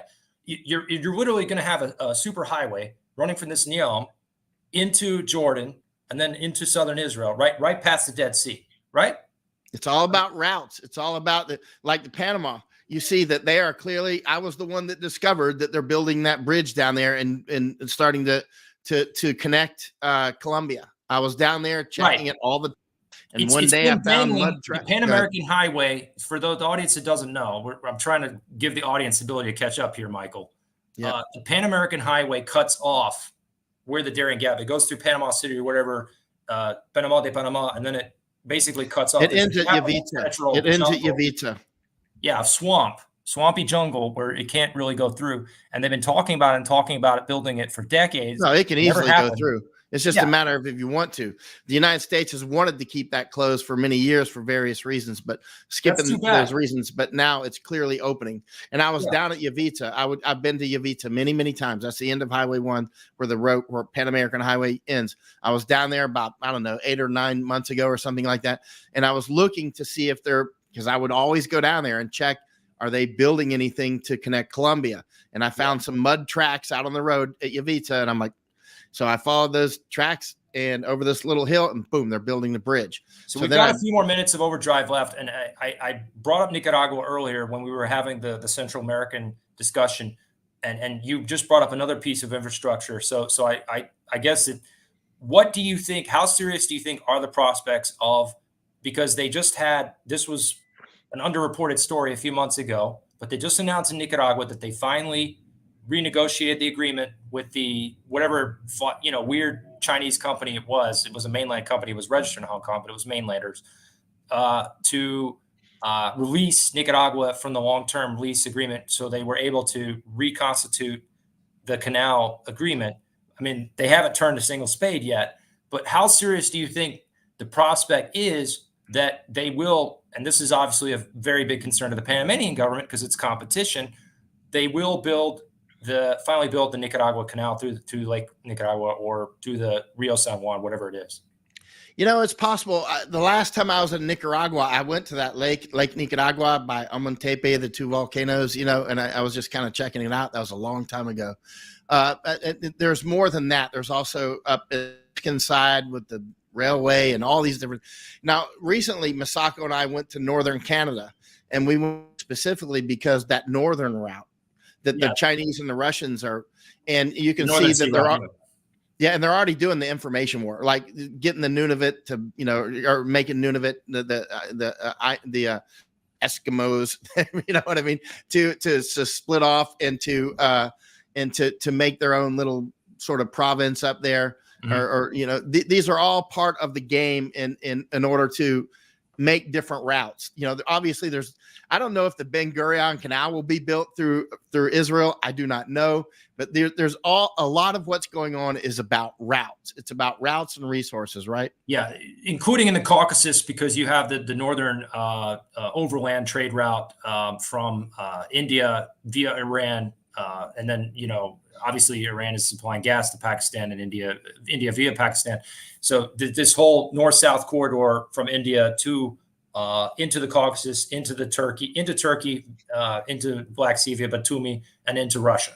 So yes, they're just making new silk and spice roads. I mean, basically, is the bottom line. Some of it's just a natural. I'm here in Yokohama again.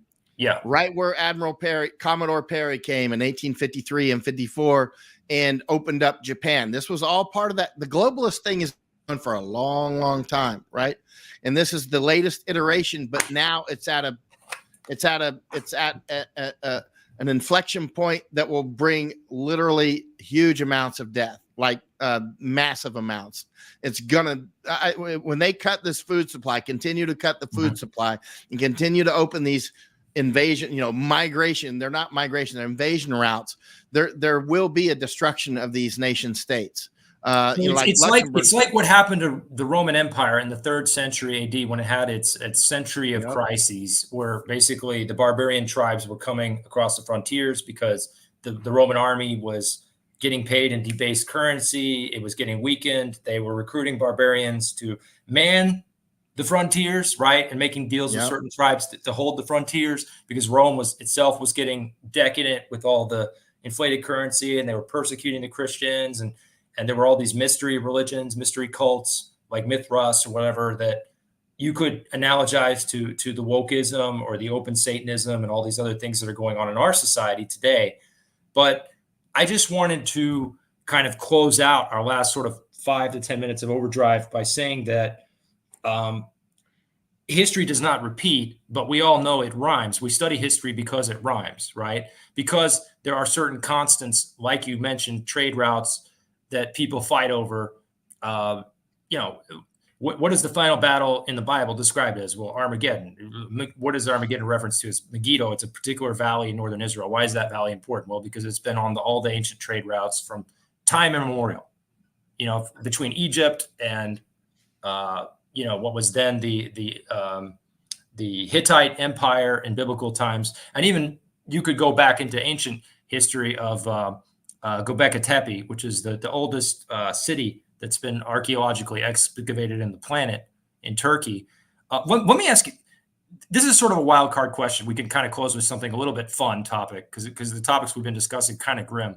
But I wanted to get your take on, why are we hearing about all this stuff about, let's say, either hidden archaeology that I think Tucker was going to interview those guys who had that show. I forget what it's called. And now the UFOs. Why do you think we're hearing about all the UFO stuff now? Is it a thing that the globalists have in their back pocket? Some people have this Project Bluebeam theories where, if we get to the brink of World War III, the aliens are going to show up like in that movie back in the 50s, The Day the Earth Stood Still, where the saucers come down and say, we will not allow you to destroy your planet with nuclear weapons, or we'll destroy you first, if you don't cease your warlike activities. Man. Yeah. I mean, why are we hearing so much about UFOs now? Why is this happening now? It's been simmering on the back burner of pop culture, and the X-Files did a lot when I was certainly in school, grade school, to sort of popularize it. But I mean, why is all this happening now? Why is the UFO thing so hot now? The obvious answer, which is sometimes the obvious answer is right, and sometimes it's not. But the obvious answer, right or wrong, it would be diversion, because let's look at space aliens now while they continue to hit the food supply, while they continue to invade the border. This just diversion, this diversion, that, while we're absolutely being ravaged. The food supplies are being ravaged. All these countries are being invaded. And we're talking about, I don't know, Lady Gaga stuff or stuff that may or may not be the space aliens. I mean, there's probably life out there all over the place, but the bottom line is we have immediate threats, the near enemy, right? There's a military principle, basically. It's like a 17 or 18-year-old soldier, right? You shoot the targets that are closest to you because whatever they are, they're the biggest threat. The closest ones are the biggest threat. The biggest threat is not the space aliens from Alpha Centauri or someplace, right? Maybe they're here, maybe they're underground and shafts or whatever. But the bottom line is, it sounds greatly like diversion to me. Yeah. I tend to agree with Tucker that they are here. They've been here for a long time, but I tend to veer more into the supernatural explanations of the phenomenon. But maybe not that there isn't a physical phenomenon, but again, there's definitely physical objects. Look what we're doing, though. We're talking about space aliens while our food supply is being cut off. Right. That is like information war. Pew, good hit. I mean, they hit, that's hardcore psyops. Like the meme says, physical wounds heal, but psyops, you got the person in the straitjacket, Yeah. Or you get Elon Musk and Joe Rogan smoking dope on their show while Chinese are coming here and growing dope, right? And you got, Joe Rogan. I've been offered numerous times, like Alex Jones, hey, I can introduce you to Joe. And one time I was on his show live. I'm like, I'm not going on Joe Rogan's show, right? And do you know anybody on planet Earth who would turn down going on Joe Rogan? One, I did, right? I'm not interested. That's amazing. I'm not going on Dopehead's show, right? Because I see what's going on. He's clearly owned, right? And so you've got Tucker. I was on his show recently. He's on with Joe Rogan talking about space aliens. I'm like, what are you guys doing? We're getting our food supply cut off right down the road from Joe Rogan's studio. He's in Austin, right? Texas. The border is wide open. The border is wide open. We have no border. We're being invaded. Our food supply is being cut off. Americans are being even if all those Chinese coming across the border, let's just assume for the sake of argument, 90% of them just want to open, a restaurant or a dry cleaner or a laundry, buy some laundromats, live their American dream. If there weren't at least some sleepers among them, then the head of the Ministry of State Security in China wouldn't be doing his friggin' job, would he? If he wasn't trying. Most people don't even know what MSS is, man. And and we see people coming through that look like they went to the language school at Luoyang. You know what I mean? Their English is pretty good. Yeah, they know all the American slang, not just from watching like Netflix or something. Oh yeah, like one guy we call Ninja Masako identified him down in Darien. We got this on video, like an hour and a half talking with him. His body language. Good. It wasn't perfect, but it was really good. His slang was really better good. Physical shape than average. Oh, Would you say taller? Oh, yeah. And he said he came through Bahamas and blah, blah, blah, blah, blah. And then he ran out of gas and the Coast Guard picked him up. Yeah, Coast Guard actually did confirm that they did pick him up. But anyway, he ended up going to Ecuador after he got deported from Bahamas because he said he got a boat in Bahamas and ran out of fuel on the way to Florida. As you know, the Chinese have a big port right to Florida in the Bahamas. We were just over there looking at it, right? And so they've got they're building a huge embassy over there. They're taking Antigua, you know what I mean? And so at the end of the day, he said he went over to the Bahamas. He was coming to Florida with his father and ran out of fuel, right? And so he said the U.S. Coast Guard picked and he was deported back to Bahamas. Coast Guard confirmed through a source of mine they did. And so then he was being deported back to China and he had a connecting flight in Cuba, which he changed his flight and went to Quito, Ecuador. And then he ended up going through Colombia and the Darien Gap. And that's where we intercepted him on the Panama side. He talked, his body language was very good. His slang was very good. I mean, I could tell he wasn't perfect, but if he had landed in Florida at Jupiter Beach or someplace or Miami, and he got even one block and changed clothes, you would never be able to tell he wasn't there for 20 years. Now he would seem off to me, but this is what I do, right? But for most people, you wouldn't but I wouldn't know. I wouldn't know that he hadn't been there for a long time. He would just seem off, right? He just came off a boat. Even with from all the your Bahamas. Green Beret and PSYOPs background, you still wouldn't pick him out unless you had seen him in that because context. If he was wearing designer clothes and driving a nice car, you'd think, yeah, this is a Chinese immigrant who came. Yeah, 10, 15 we years had the ago. context of getting him in the Darien Gap, so Right. we had huge context, right? So, but if you found him in down in Orlando or something, then I don't know how he got here, because there's millions of Chinese here. I mean, they're basically, the Chinese and the Indians are basically taking Canada, right? And yes. I mean, there's similar things going on in Australia too. I think, reading between the lines, I'm not going to obviously speak for anyone, but I detect that that's part of the issue with why more and more Australians are looking abroad, because they're wondering, are my children going to be at a disadvantage because I'm, white Australian? My kids are not going to be favored for a lot of stuff in the future. And I know people are like, oh my God, it's white supremacist or whatever to say that. You can't say that. But I mean, look, we work with Latin America.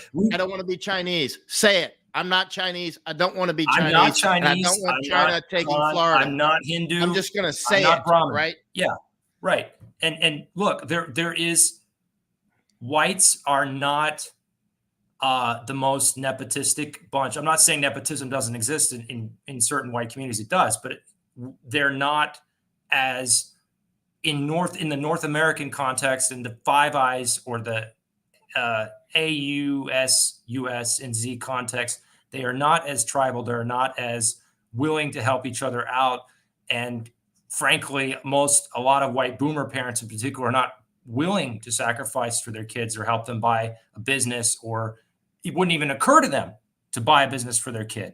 And the Asian mindset is radically different. That's partly a lot of Americans and Westerners in general, and Japanese, they don't seem to realize, for instance, when I talk with them about Kurds, you're not getting a bunch of just people that all piled in because they're running. You're not getting individuals. You're getting a tribe. You're getting tribes. You're getting a whole tree. You know what I mean? Exactly. A whole jungle. Exactly. They don't get it. And they're not still getting it. No, and like all these tribes from around the world, they're coming in with their own law, their own internal structures, their own enforcers, their own courts, as it were. And they will reach a critical mass, which they have already done in many places. Yeah. And that'll be it. You'll have the Kurds, like here in Japan. There's a journalist who's been writing and warning about the Kurds, and they're suing him now, right? They're doing lawfare, right? So I mean, they immediately know how to play the game because they play this all over the world, right? Yeah, and they have made structures, wealth, right? and status games. And the thing is this. I mean, look, like I said, my business partner, my CEO, his parents are from Kerala, from Southwest India, the Christian, the place in India where the St. Thomas was said to have landed in ancient times, and the first part of India to Christianize. I mean, he knows what I'm talking about. Like, he's a person of color. And we work with Caribbean island nations for second citizenship passport that are over 90%, 95% black. The prime minister is black. Every politician on the island is black. So people want to accuse us of racism. It's like, we're helping people go to countries that are black and mestizo. Like we're talking about Mexicans and Salvadorians here. We're talking about mestizos. Yeah. We're not talking about. Are anybody or any of the? We're not Americans, sending people to Iceland. Are any of the Americans moving to India? I mean, American like Caucasian sorts or whatever, moving to not for guru purposes, but actually because they find India an interesting place to move to for any sort of security. I can't really speak to that. I mean, because India is not a country that we offer on our website. So it's not, I couldn't tell you if there is a service out there that's helping, let's say, Caucasian. And it's funny when people use Caucasian as the euphemism for white, that always makes me laugh because of my Russian studies background, because in Russia, persons of Caucasian nationality is a euphemism for Georgians, Armenians, or even if you want to get more specific, to Ingush and Chechens, right? Chechens being Chechny, as Steve Saylor used to say. So I mean, it's like, no, I mean, I just prefer to just come out and say it, white people. But yeah, I mean, No, I wasn't saying that euphemistically. I mean, I know white you people. are. I mean, very specifically. I mean, I wasn't trying to use it euphemistically. I Yeah. was using the common use of the term. So It's the just a point common being use. that we're making is that our business, by its very nature, is focused on the Caribbean, LATAM, because those are the destinations that it's the most convenient for North Americans to work remotely from. When you go to Southeast Asia, you know, land ownership becomes more problematic. The language is much tougher to learn, and you're on the opposite side of the planet in terms of time zones if you want to be a remote worker. So you have all those issues, and with Russia, if people wanted to migrate there, you know, they've got the political issue of you're kind of cutting the cord, and you don't know if you fly back to see your relatives, if are you going to get grilled as the relationship, this second Cold War we're in, gets hotter. So I mean, it's totally different when you're talking about the Caribbean and LATAM. But that being said, like we were talking about a few minutes ago, China is very quietly moving into LATAM. They're all over CARICOM, all over the Caribbean community of nations. You mentioned Antigua a minute ago. Where was Roosevelt scared at the president of Dominica a few months ago? He was in China. Where was the president of one of the other nations? I want to say it's either St. Kitts and Nevis, which is also one of the passport programs we offer. China.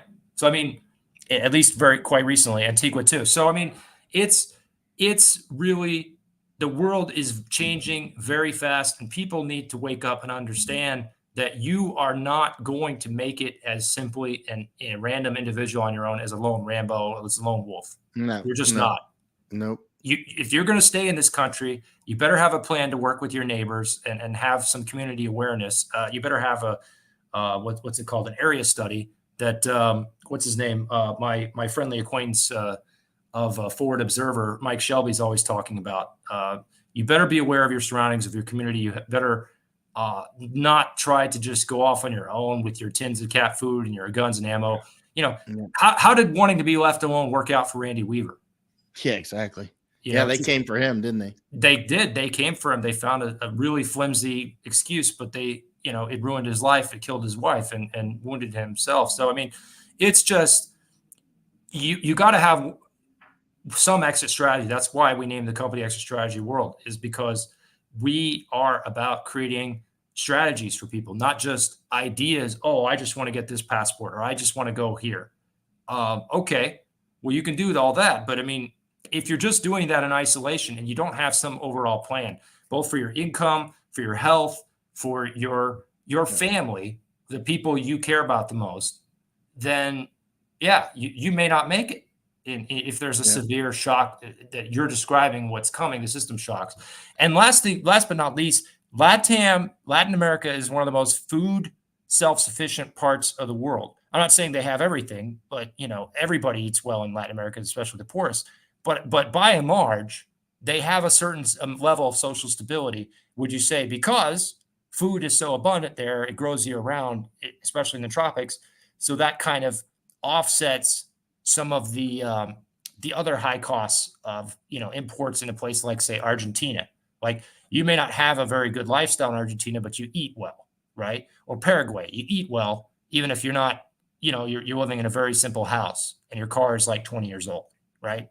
So that's the point I'm getting at, is that's why a lot of people are looking at LATAM, because they're like, okay, they've got food security, especially Paraguay, especially Argentina, and more or less Brazil has food security, I would argue. I mean, just because of the sheer amount of land they have in cultivation. But on the other hand, what about the issue of personal security? I mean, that's the question I get all the time in Mexico. Yeah, that's the big question for LATAM too, is personal security. Yeah. I mean, obviously it's not going to be good forever. Right. Because you can't have the U.S. go completely to hell and have stability in Latin America. See, that's the drawback. Yeah, it's just not going to happen. Right. Because Mexico is so closely tied, in particular, and Central America is so closely tied. And that's what I see. It's like, how are these countries going to make the transition in a de-dollarizing world? What I think Bukele is trying to do, what I think the billionaires who are backing Bukele are trying to do, is they're trying to create a sort of pioneer or alternative model before things get too bad in the United States, whereby some of these countries can start to make the transition, whether they're using Bitcoin, whether they're using they're going to have a mix of currencies like yuan or something in the mix, or what they're going to do, right? I mean, so we have to wrap up. We're getting to the close. Yeah, I was about to say my battery just gave a battery warning. It's got 10%, plenty of time, but I just saw a red light come on. Okay. So this is I'm really going to be glad to have you back on probably in a few months. We'll try to do it again, because we'll never run out of topics to talk about. I can guarantee you that. Yeah, you're quite rare in your level of information, and your ability to put it together is uncommon. So last thoughts. We've got about 3 to 5 minutes. Why don't you close, Michael? Well, I mean, all of our families have been through famines and wars and plagues and everything else, right? So, I mean, we're still here, but there's about to be a global haircut. That much is clear. And so be prepared. There's always time to prepare up until there's not enough time. I mean, I've been warning about food issues since about January 2020, because that's when it became obvious something wasn't right. Right. And so I've been warning about it steadily since January 2020. Right. And so the people who have taken action, which is many, are now in a much better position because they bought pressure cookers and just so many different things, right? So many different preparations. They've had time to do it. They've had time to study. They've had time to build human networks. It's very important to have human network and communications. Build your tribe, people. Build your tribe. Wherever you are in the world, wherever you're going to be, think tribe. Yeah. And you have to make tribes out of tribes. It's important, right? Like we were up in Belize talking with Mennonites who do that, right? We were specifically wanted to see them because they, if the electricity goes out for Mennonites, I don't know if they're going to notice. You know what I mean? They'll just keep right on going and the Amish being Mennonites. And some Mormons, yes, exactly. Right. So where you can find Michael Yon, folks, I did want to plug the website, michaelyon.com. That's MICHELYON.com. You can find his main page there. You can find some of his articles there and deep research and his books, some of his various social handles. He's on Twitter at Michael_Yon. He's also on Telegram, but he tells me less active there. So main places to find him are on his personal webpage and on Twitter at Michael_Yon. So this has been a fantastic interview. I think one of the most in-depth we've had thus far in our series of interviews on weaponized migration, open borders. Thank you so much, Michael, for your time. Greetings to all your Japanese friends. I hope you have an excellent time there in the next couple months. You mentioned off the air that you're going to be staying there. So we look forward to having you on sometime late this year or in mid-fall. Thanks, James. All right. Have a good rest of your evening, and we'll talk soon off the air. Bye-bye. Bye.